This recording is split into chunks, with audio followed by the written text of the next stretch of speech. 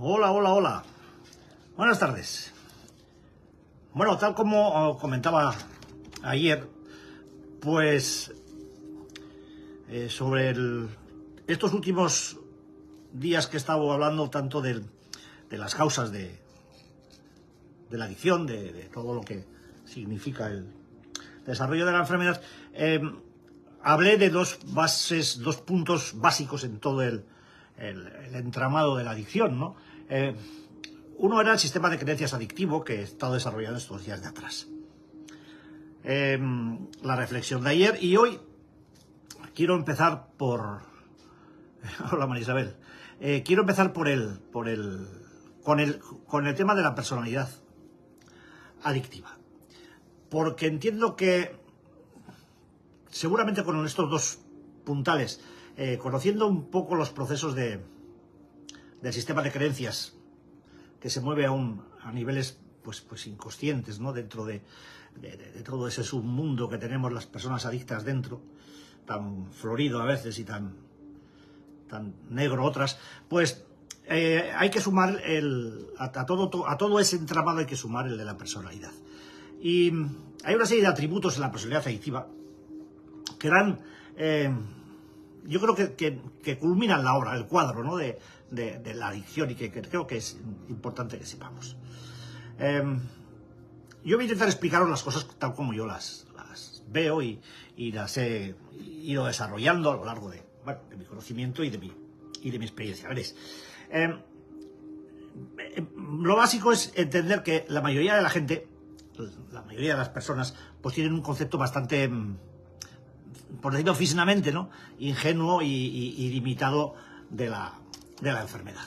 Nos tenemos que manejar con gente que pues bueno, pues por la razón que sea, se manejan estos parámetros de ingenuidad o de yo creo, a mí me parece.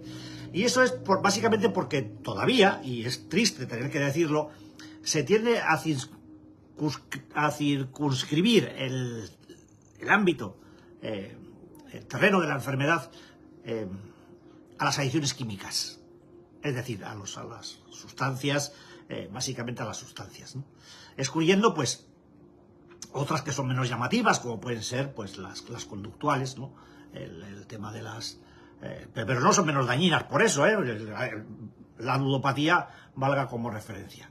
Y en segundo lugar, pues porque se le adjudica, desde este prisma se le adjudica a la sustancia o a la conducta todo el peso del problema. Es decir, aquí en esta percepción ingenua de la enfermedad, todo radica en que el agente enemigo, en este caso, por decirlo de alguna manera, es la sustancia o la conducta, en el caso del juego, de las compras compulsivas o lo que sea, ¿no? Y que ahí radica todo el problema, porque esto da una significación errónea en cuanto al tratamiento y a la rehabilitación del problema, porque todo el mundo que cree esta chuminada, pues entiende que el hecho de rehabilitación consiste única y exclusivamente en la abstinencia, es decir, en dejar de consumir, con lo cual se asientan procesos centrados en la desintoxicación del efecto de las sustancias o del impacto de las conductas, y una vez que la persona está desintoxicada, pues se entiende que el problema está solucionado. Pero esto es como decir que al día siguiente o a los 4 días de una borrachera los efectos del alcohol ya han desaparecido, y eso es mentira. Eso es mentira.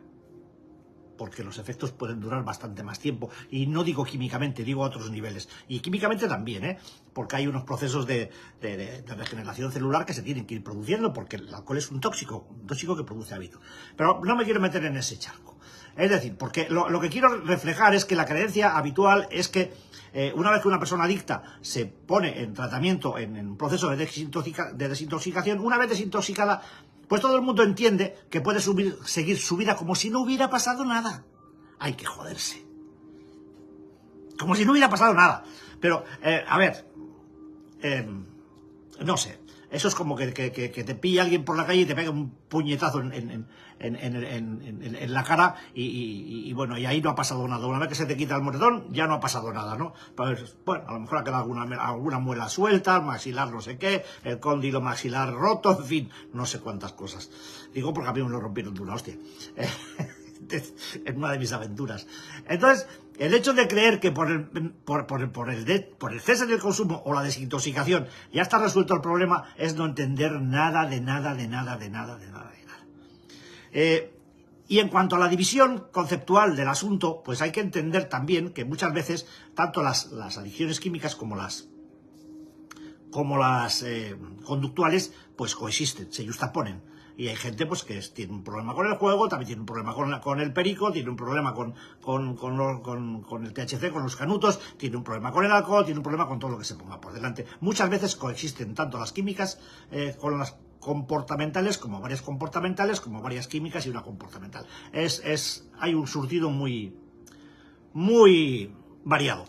Entonces, la adicción, ya sea conductual o química, consiste, y sigo con las definiciones, pero por lo menos que los conceptos teóricos básicos nos queden claros. Consiste en la reiteración de una conducta que se lleva a cabo para ocultar cierta realidad conflictiva, interior, que se repite, y se repite, y se repite, con sentimientos de culpa y menosprecio a causa de esa misma conducta.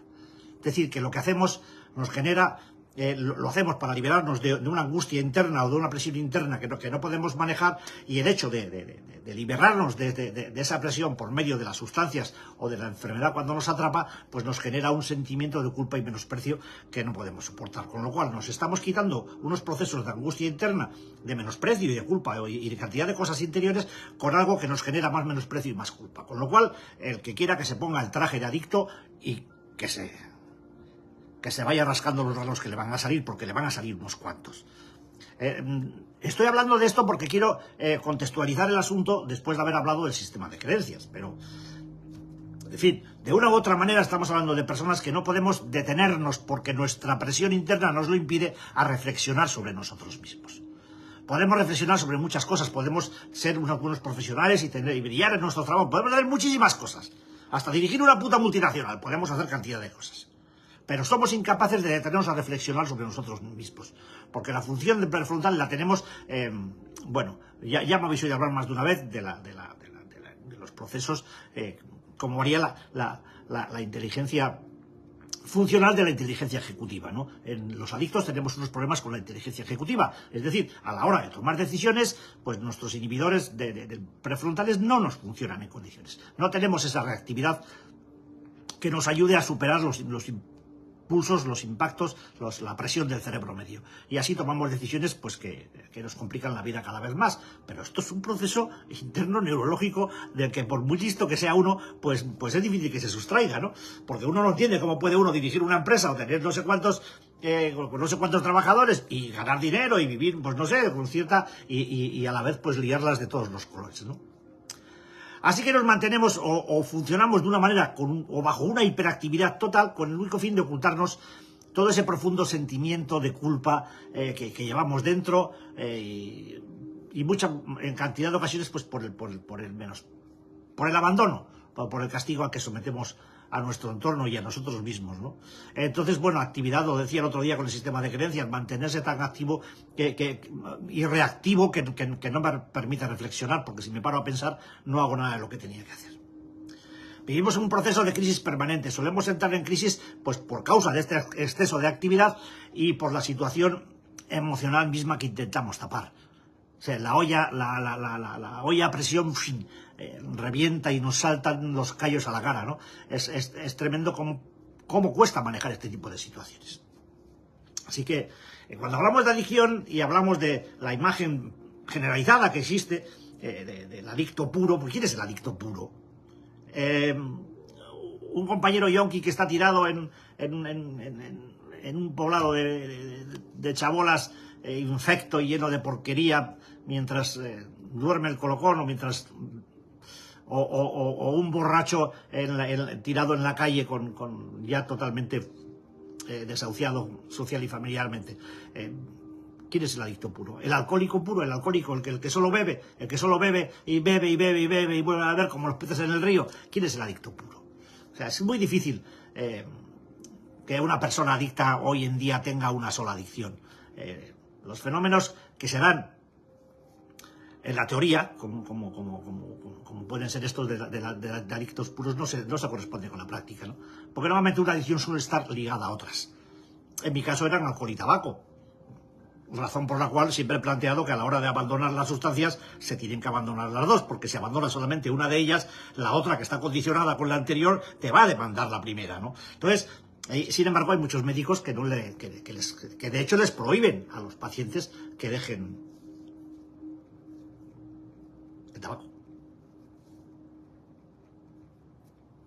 No sé bajo qué criterios médicos o científicos. Porque los índices de mortalidad y comorbilidad del tabaco son 3 veces superiores a los del alcohol. Pero bueno, como el tabaco no emborracha, pues deja el alcohol, no dejes el tabaco, no lo dejes todo de golpe, porque va a ser peor y te va a llevar a la recaída. ¡Mentira! ¡Puta mentira! Eso es falso. De hecho, es mucho más fácil dejar las dos que una sola.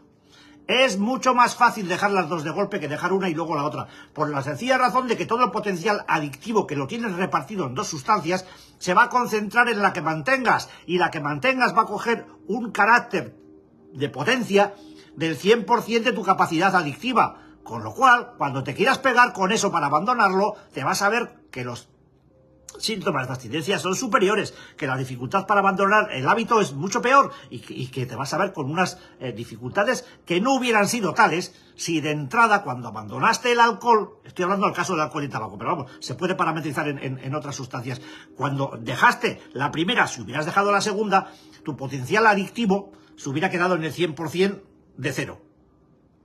Porque hubieras quitado las dos sustancias de golpe. El mono estaría compensado farmacológicamente, porque habrá, normalmente, por lo menos aquí, hubieras ido al médico y el médico te hubiera dado una pauta de ansiolíticos lo suficientemente humanizante como para poder sobrellevar esto sin mayor problema. Y por el precio de una te quitas las dos. No os dejéis engañar por esa historia. Es mentira, es falso. Os invitaría a leer el libro de los trabajos de fin de máster de Yolanda y mío, en el que yo hago un estudio sobre el impacto del tabaquismo en pacientes de alcoholismo. Y hay un estudio parametrizado con... Bueno, sí es verdad que el muestreo no era de 5.000 personas, no era de 50, era de 50, pero da una idea clara de por dónde van los tiros en esta historia, ¿no? De modo que es falso. Y además, cualquier estudio científico serio lo certifica. Así que, bueno, lo que digo, que esto de la adicción pura o el adicto puro o la adicta pura, pues como que somos más bien impuros, ¿no? Llevamos unas cuantas en el cuerpo, valga la palabra. De modo que, como decía antes, cortar una no hace desaparecer a las demás adicciones. Es más, generalmente lo que se produce es la aparición de alguna nueva o la potenciación de la que se mantiene.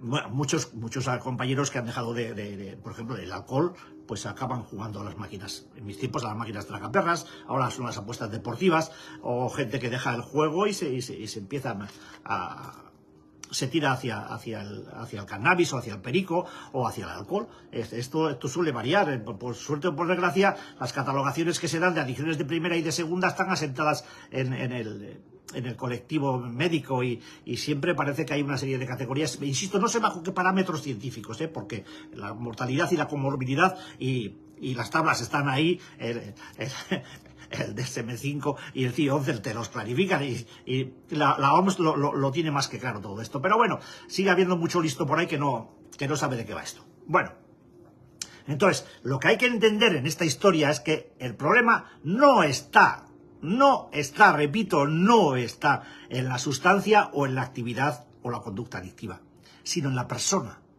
El problema soy yo, y yo todavía estoy vivo y conmigo está viva la adicción. Que esté en activo o no esté en activo es otra cuestión, pero yo soy adicto. Yo decía esta mañana en la reflexión que pongo a las mañanas en el Facebook, adicto no se está, adicto se es. Ser, está en mi naturaleza.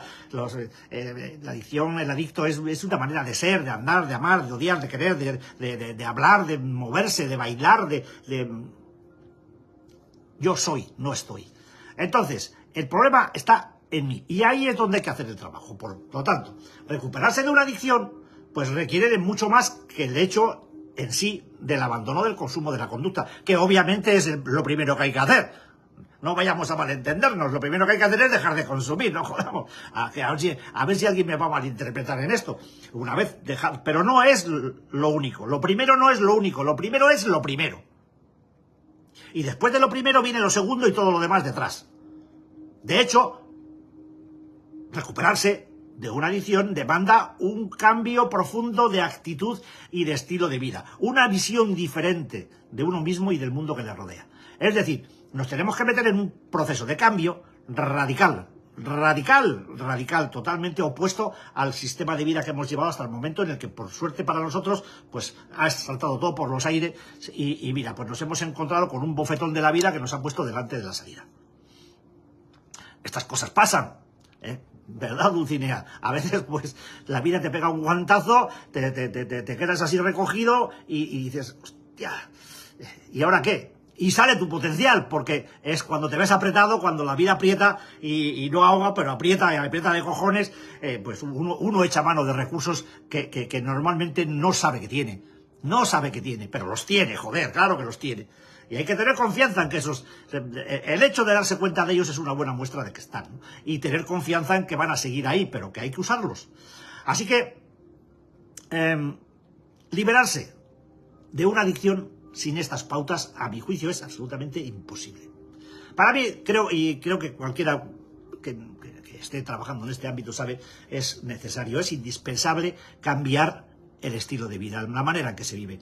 Nosotros aquí tenemos muy asentada la costumbre del chiquiteo, del mareo, de ir de bar en bar, de terraza en terraza, tomando rondas y venga rondas y venga rondas y venga. Y es un estilo de vida muy marcado, que lo hemos mamado desde crío, y yo he llevado a mis hijos también de bar en bar cuando yo consumía, y es lo que han mamado, por lo menos los dos mayores míos. La pequeña ya no, pero los mayores sí lo han mamado esto, ¿no? Entonces, es un estilo de vida muy arraigado, siempre hay que ir al bar, todo hay que hacerlo en el bar. El tabernero es nuestro confesor, es nuestro psicólogo, es la madre que lo parió. O sea, es todo. Y es ahí donde uno se cuenta o se cuenta a sí mismo o al camarero sus penas, sus angustias, sus problemas de casa.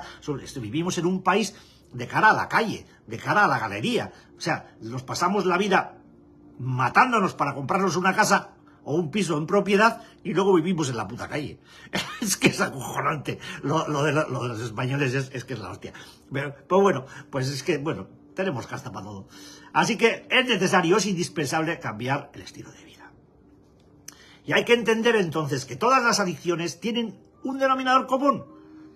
A pesar de, lo decía el otro día también, a pesar de las diferencias, hablamos de una única enfermedad, con una característica común que es la persona adicta.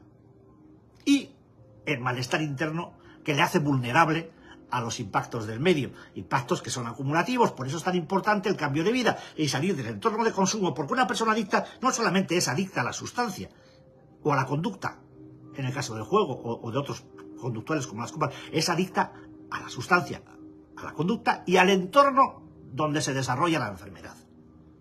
También somos adictos al entorno. Y esto se demostró con una rotundidad tremenda durante el internamiento de la pandemia, ¿no? En el que se descubrieron unos problemas, se destaparon una serie de problemas familiares y de cara al consumo, sobre todo de alcohol, que la gente flipaba en colores. Gente que estaba camuflada socialmente, que bebía pues porque estaba con los amigotes, después del curro, esto y por aquí para allá. Pues claro, cuando se vieron privados del ambiente, les pasaron dos cosas. La primera, que en casa se vio que se consumía mucho más de lo que se decía que se consumía, y en segundo lugar el propio o la propia interesada se dio cuenta de que el hecho de consumir fuera de su hábitat natural le emborrachaba mucho antes que en él. Necesitaba el entorno, el movimiento, el ir de un bar a otro, los amigos, la charla, todo lo que tiene que ver con su entorno de consumo. Y cuando el entorno desapareció, se encontró con que lo que le faltaba no solamente era la sustancia, era el entorno también. Y beber en casa era diferente. Y además lo tenía que hacer solo, sentado, sin hablar con nadie y a escondidas. Con lo cual, muchos, pues, destaparon. Pasó una cosa, aquí nos ha pasado una cosa muy curiosa con relación a eso. Y es que la demanda de ayuda de estos fenómenos, o de la gente que está implicada en este fenómeno, pues supone una demanda de una exigencia desorbitada, ¿no? Quizá porque ha sido una sorpresa y quieren solucionarlo también como una sorpresa. Y claro, cuando les planteas que que sí, que el estallido ha sido sorpresivo y les ha pillado con el paso cambiado, pero que salir de ahí no se puede hacer de una manera sorpresiva, se tiene que hacer de una manera metodológica, ¿no? Y trabajar, y trabajar, y trabajar, y trabajar, y trabajar. Y enseguida aparece, bueno, es que yo quiero, y sí, ya sé lo que quieres. Pero yo te digo lo que hay. Ahora, si lo haces, pues sales, y si no lo haces, pues no sales. Así que la verdadera causa del problema está en nosotros, tanto que, aunque practiquemos incluso una actividad saludable, como puede ser pues determinado deporte, ¿no? Pues podemos acabar haciendo deporte de una manera descontrolada, que ha habido gente que ha empezado a entrenar poquito a poquito, picando, y han acabado entrenando 3-4 horas diarias, o sea, de una manera pues brutal, preparando pruebas en las que competitivas, o sea, con una obsesión enfermiza, ¿no?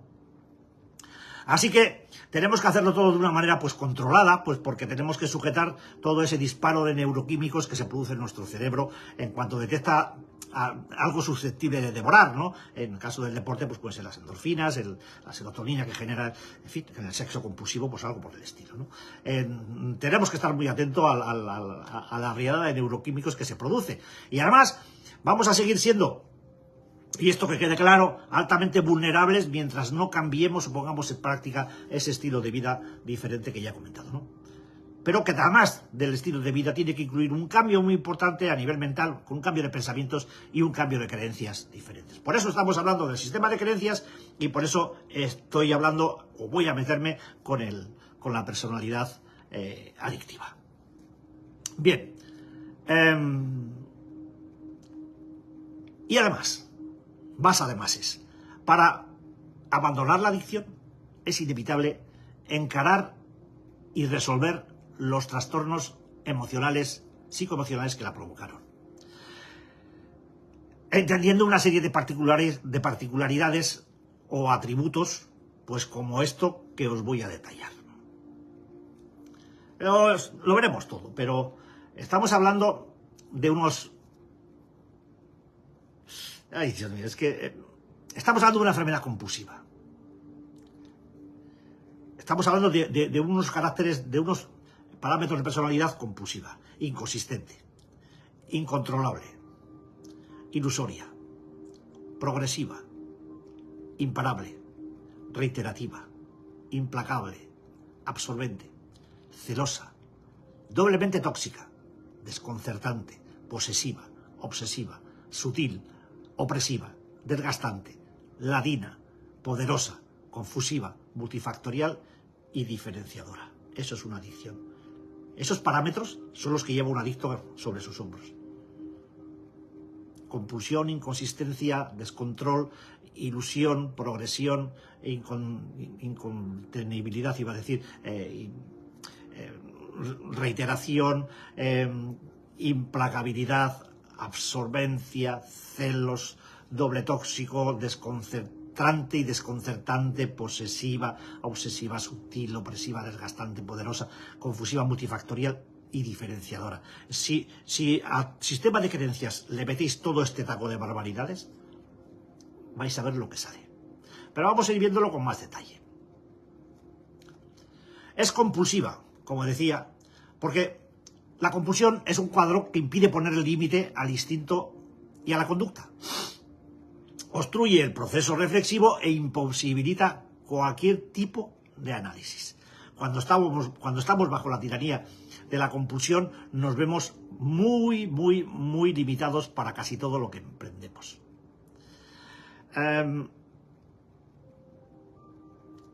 Es inconsciente. Desarrollamos la adicción sin darnos cuenta de ello. La sutileza es brutal. Y si a alguien se le ocurre señalarlo, léase que tienes un hijo con un problema y le dices, oye, que tienes un problema, o una pareja, o bueno, pues el cuadro puede ser, creo que casi todos lo conocéis, ¿no? Y si alguien nos señala, en el momento en que alguien nos señala esto, pues optamos por ponernos a la defensiva, que es como generalmente estamos, ¿no? Nos ponemos a negar el hecho, le quitamos importancia y nos ofendemos, pues porque las insinuaciones estas pues no son de recibo, ¿no? y lo que hacemos es encerrarnos todavía más en nosotros mismos, nos encabronamos, nos irritamos más y nos violentamos por el atrevimiento, porque otra cosa puede que no sea un adicto, pero antiinvasivo es. O sea, esta gente que te entra en canal en tu territorio de protección, pues es difícil, es difícil. Además, es incontrolable. Como consecuencia de la compulsión, la adicción se convierte en absolutamente incontrolable. Una vez que arrancas, no hay Dios que pare. Y eso puede acabar lo mismo en un sofá durmiendo la mona que en un banco de la calle o que, yo qué sé, pues debajo de las vacas de San Fermín, por ponerte un... Bueno, San Fermín no son vacas, son toros.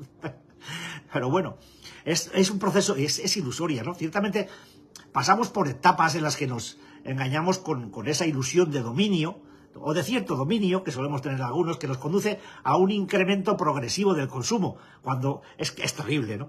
Cuando uno empieza, o se le mete en la cabeza esa obsesión de la ilusión, no sé si la ilusión de consumo, o sea, de control, se incrementa el consumo por causa de esa ilusión. Y si estás creyendo todo iluso que controlas e incrementas el consumo, ¿qué es lo que suele pasar? Pues más descontrol, ¿no?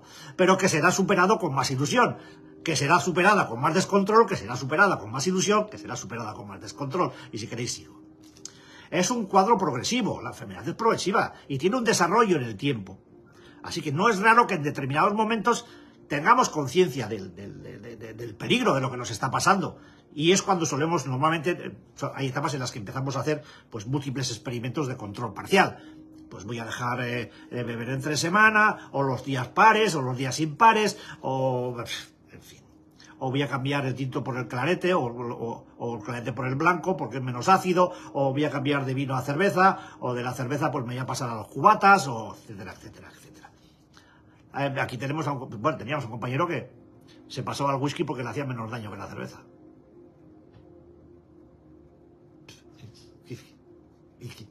¿Qué quieres que te diga? Pues es lo que hay. Así que, progresiva. Imparable. La progresión. O sea, es imparable. Será inútil si no se detiene absolutamente el consumo. No hay posibilidad ninguna de controlar la adicción. Esto para todos estos pregoneros de la nueva ola psiquiátrica que están apadrinando el tema este de los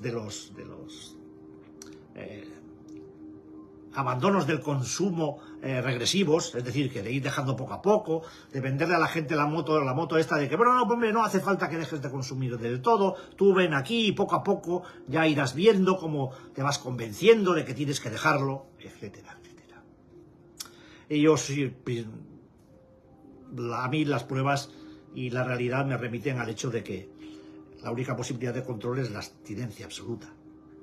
El dejar el consumo de manera progresiva es, dicho en castizo, no se puede dejar de beber bebiendo, ni se puede dejar de fumar fumando, ni se puede dejar de esnifar esnifando. Estoy hasta las mismísimas de repetirlo. Pero bueno, ahora por lo visto pues se nos quiere vender esta historia, ¿no? Yo no sé cuándo hay que decirle, a cuánto psiquiatra hay que decirle que el problema no es la tercera, ni la cuarta, ni la quinta, ni la novena. El problema es la primera. La primera. De modo que no nos hablen de abandonos del consumo regresivos. Eso no está bien, joder. Eso es vendernos un mundo de ilusión, porque una persona, si tiene un problema de consumo, punto, de consumo, es decir, que es un consumidor excesivo, se le puede vender esa motorita. Se la pueden vender a todos los borrachos que hay por la calle, se la pueden vender, pero a un adicto no le pueden vender esa moto, porque una persona adicta no puede dejar de consumir consumiendo. Eso es una falacia, es un engaño, y es verdaderamente criminal hacerle creer eso a una persona adicta. De modo que a ver si nos ponemos las pilas y entendemos las cosas y las diferencias que hay entre una persona adicta y una persona consumidora excesiva. Porque todos estos procesos que estoy relatando ahora, normalmente los bebedores excesivos no los tienen. No viven estas situaciones. Y sigo, hablamos de una enfermedad reiterativa. La adicción va acabando un pozo sin fondo en el que nos vamos enterrando más cada día. Y esto es fácilmente comprobable en las adicciones químicas, pero no es exclusivo de ellas, ¿eh? Adictos al juego, al sexo, a las compras, a la comida compulsiva, al azúcar, al trabajo, caen en el mismo fondo, en el mismo pozo. Así que lo vamos a dejar aquí porque queda tela para rato y tampoco es cuestión de intoxicar al personal con tanto detalle técnico. Ya vamos haciéndonos una composición de lugar, estamos hablando de todas estas claves y hemos llegado hasta la posición de reiteración, pasando compulsión, inconsistencia, descontrol, ilusión, progresión, incontenible, reiterativa, impecable, absorbente, etcétera, etcétera. Vamos a ir viendo, aunque sea así de una manera breve, todos estos cuadros para poder entender de qué se trata esto, ¿vale? Así que si queréis, pues mañana aquí a las 6:30 nos vemos, y si no queréis, pues lo veis cuando os parezca. Con tal de que lo veáis, pues que seáis buenos. Y nada, recuerdos a la Mancha. Especialmente hoy, recuerdos a la Mancha. Muchos recuerdos. Un beso.